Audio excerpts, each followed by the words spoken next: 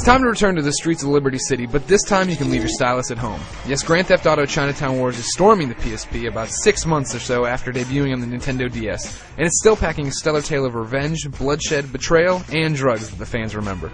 Here you'll play as Wang Li, the spoiled rich son of a triad leader. After his father's murder, Wang returns to Liberty City with plans of dropping off an heirloom and getting out of Dodge. But he's soon waist-deep in escort missions, assassinations, and every other crime under the sun as he tries to track down his father's killer.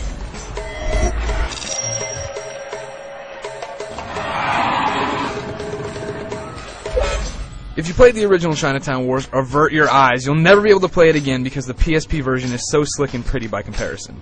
Both games are told from the angle top-down perspective with some moving art cutscenes in between the killing, but the PSP does so much more with the screen space. Gone are the less-than-detailed buildings that did that Dr. Katz wiggle as you drove around, and in their place is a polished and smooth Liberty City. Of course, the new horsepower and shine comes with some downsides.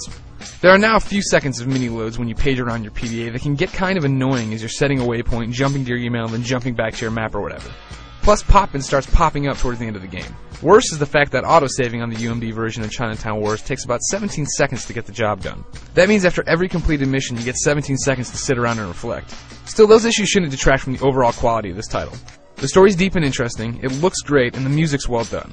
There's still no voice work for cutscenes, but you can't have everything.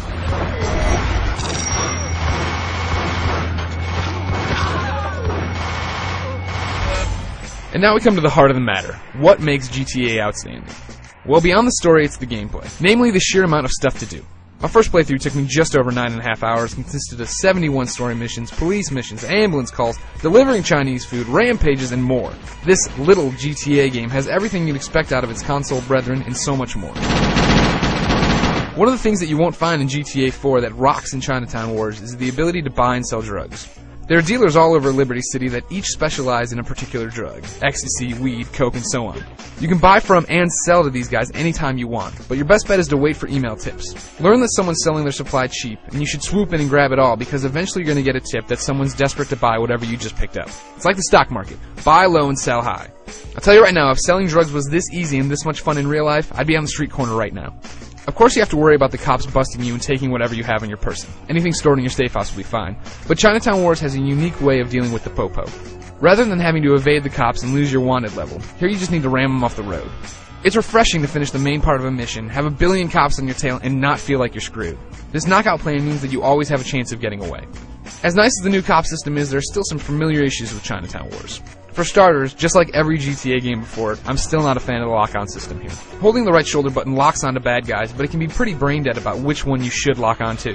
Yes, you can switch targets with a D-pad, but that's a lot to ask when bullets are flying and you're holding onto your last sliver of life. Also, it's clear that this game wasn't primarily designed for the PSP, namely there's still all those touch minigames here. Since there's no touchscreen in the game, you're just using button combinations, and for the most part it's alright, but there are some instances when it takes you out of the experience. It's one of those things that was fun and quirky on the DS, but here it sometimes feels like a stumble. Again, those are minuscule gripes. The majority of missions provide you with an excellent story and some really cool quests. The PSP version even gets exclusive missions with an up-and-coming reporter, Melanie Mallard. And these are some of the coolest tasks and one of the most rewarding storylines in the game. Without ruining it, Melanie's story is funny, entertaining, and unexpected.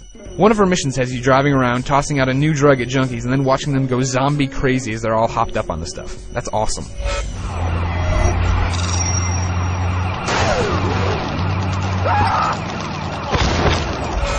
If you missed the original Grand Theft Auto Chinatown Wars, you're a fool and deserve to be beaten with a ruler. But this PSP version should be enough to make you jump on board.